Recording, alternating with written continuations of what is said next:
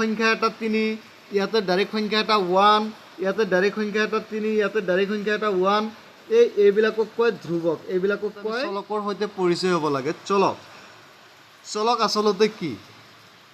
ইংৰাজী হাতৰ আখৰ সৰুটোৰ x y z a b c একবাৰে জেটলৈকে যিমানবোৰ আখৰ আছে এই গোটেইকেইটাকে একচুৱেলি চলক বুলি কোৱা হয় চলক আমি এইটো বুজি পালোঁ চলক কি বস্তু যে ইংৰাজী আখৰৰ যিমানকেইটা আখৰ আছে সৰু আখৰ সেই গোটেইকেইটাকে চলক বুলি কোৱা হয় 2 নম্বৰতে আমি বুজিব লাগিব পদ 2 নম্বৰত বুজিব লাগিব পদ এতিয়া পদ কি বস্তু একচুৱেলি এই x যে লিখিছোঁ মই এটা এইটো হৈছে এটা f পদ মই যদি এতিয়া লিখোঁ x + 1 ইয়াতে হ'ব দ্বিপদ কিয় ইয়াতে চোৱা এইটো এটা পদ তেতিয়াহ'লে কেইটা পদ হ'ল দুটা পদ হ'ল মই যদি এনেকৈ লিখোঁ টুৱাইচ x² + x + 3 তেতিয়াহ'লে এইটো হ'ব এটা ত্ৰিপদ মানে তিনিটা পদ আছে ইয়াত কেইটা পদ আছে তিনিটা পদ আছে চ' আমি পদ কি বস্তু আমি পদটো বুজি পালোঁ এতিয়া আমি বুজিম ঘাত কি বস্তু ঘাত হৈছে একচুৱেলি x² y² x³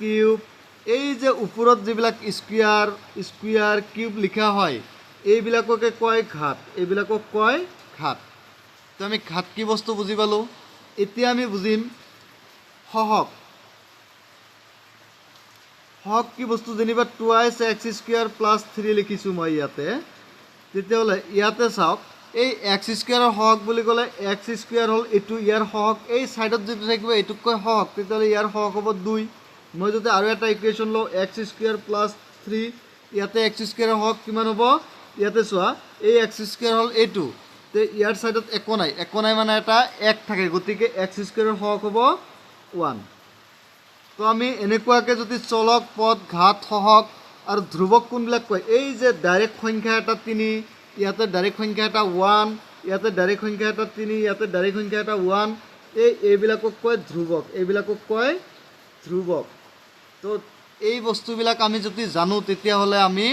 গণিত কৰাত একেবাৰে সহজ হ'ব গতিকে যিসকলে মানে গণিত টান পায় সিহঁতে আমাৰ হোৱাটছএপ চেনেল আছে লগতে আমাৰ ফেচবুক পেজটো ইউটিউব চেনেলটো ছাবস্ক্ৰাইব কৰিলে সহজভাৱে একেবাৰে সহজতে গণিত শিকিব